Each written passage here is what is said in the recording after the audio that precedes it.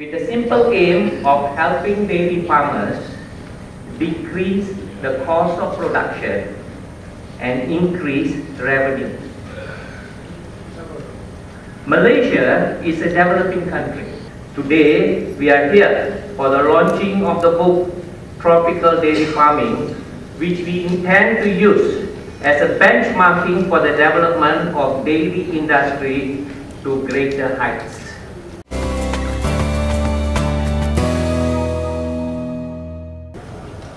There are many contributory factors to Malaysia have what we call flat line in domestic milk production.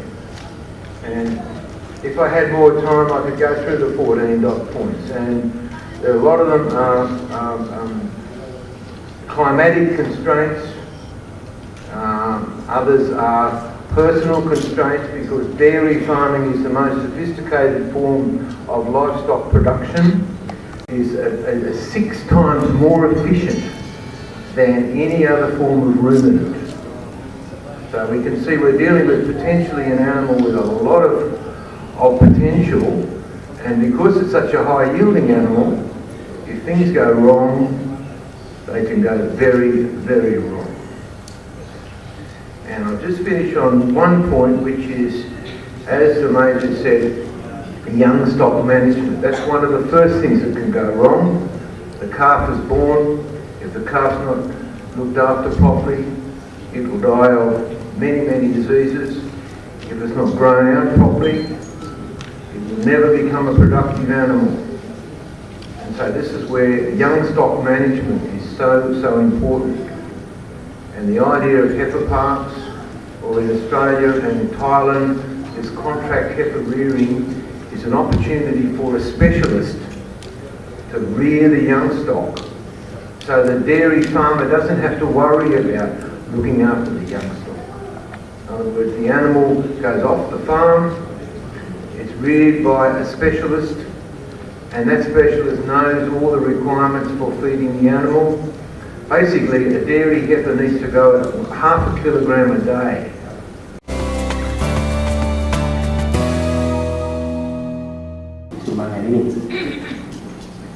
Tuan-tuan dan puan-puan, buku ini telah diterjemahkan ke bahasa Malaysia dengan tajuknya Penternak Tenusu Tropikal, Pengurusan Pemakanan Lembu Tenusu Kawasan Tropikal Lembah untuk Penternak Kecil. Buku ini memberi penekanan kepada kaedah pemakanan yang baik bagi membantu meningkatkan taraf pencapaian industri tenusu, dan seterusnya itu membantu menjana pendapatan peternak. Saya percaya rancangan tuan-tuan dan input menteri, kalau menteri tengok pada hari ini dengan ramai yang penuh dewan ini, dia memang sukalah ya. Saya pasti dia tahu bahawa kesungguhan semangat para peternak ini memang tidak dapat lagi dipersoalkan. Kita dah lama membangunkan industri tenusu di Malaysia. Dia kita gerakkan selepas merdeka. Dalam tempoh ini, tuan-tuan dan puan-puan, banyak yang kita lalui. Kalau saya nak mengimbas kembali, sekarang ini kita dalam stage yang ketiga pembangunan. Kita telah melalui 2 stage pembangunan. Kalau mengikut kerangka yang telah dirangka oleh DBS semenjak kita memulakan gerak kerja mengenai tenusu ini, kita sekarang ini berada dalam tahap 3. Tahap yang pertama ini hanya pengenalan, introduction saja. Kemudian kita melalui proses pengembangan untuk sana. Sekarang ialah stage yang seterusnya ialah stage commercialization, stage menyerahkan aktiviti ini kembali kepada peternak menjadi satu industri. Jadi ini adalah kumpulan yang ada ini adalah kumpulan yang memilih, ya, dan enjoy doing it. Bukannya kerana kalau dapat duit pun enjoy it, ya.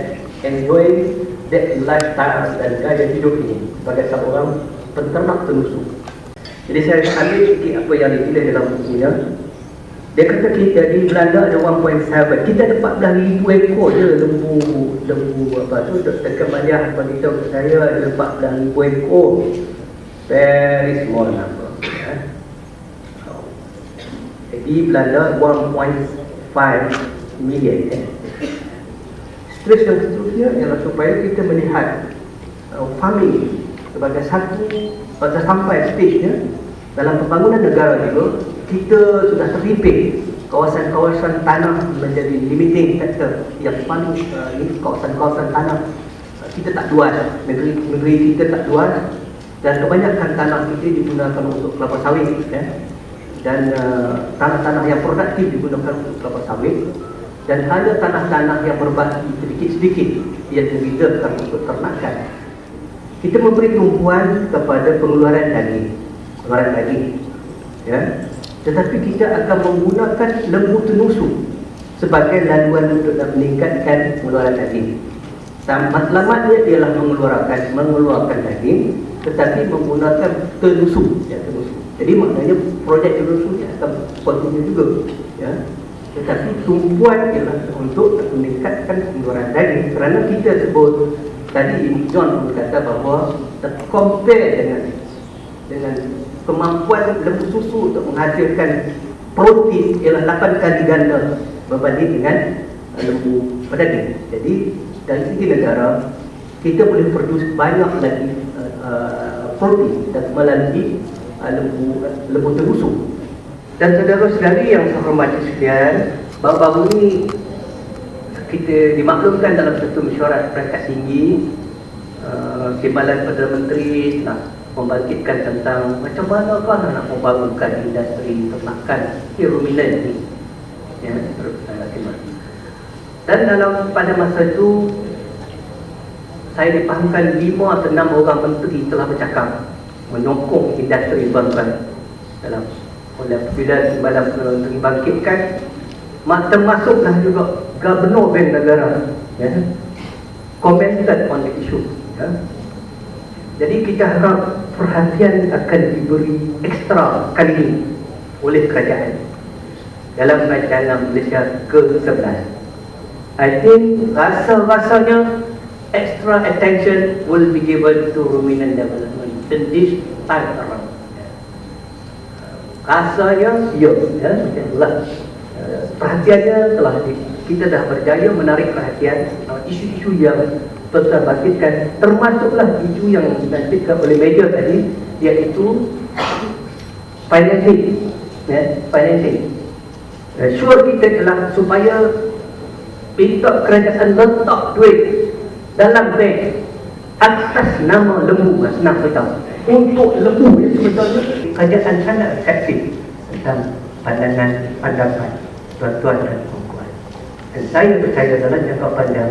Now I'm looking forward for when I am for dairy industry. I'm looking at for Malaysia, nampaknya macam makin baguslah, makin bagus. Akhirnya saya dengan berbesar hati, dengan berkat Bismillahirrahmanirrahim, maka dengan ini saya melancarkan buku terjemahan penternakan tenusuk tropika, pengurusan pemakanan lembu tenusuk, kawasan tropika lembap untuk penternak kecil. Dan sudahlah dengan wabillahi taufiq. Assalamualaikum warahmatullahi wabarakatuh.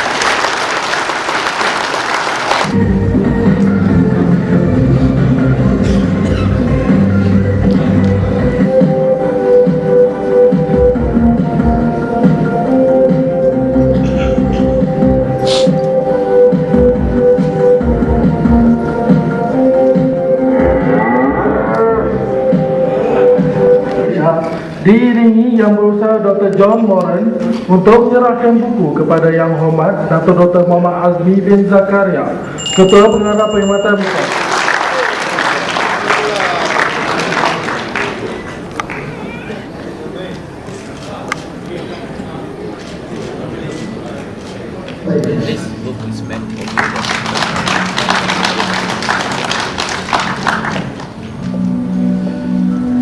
Ladies and gentlemen, now we would like to invite Yang Hormat Dato' Dr. Muhammad Azmi Zakaria, Director General of Veterinary Services, to present a token of appreciation to Dr. John Moran. This is meant for you. Excellent. Thank you very much. Terima kasih diucapkan kepada kepada Yang Hormat Datuk dan Yang Berusaha Meja di atas penyampaian curahan tersebut.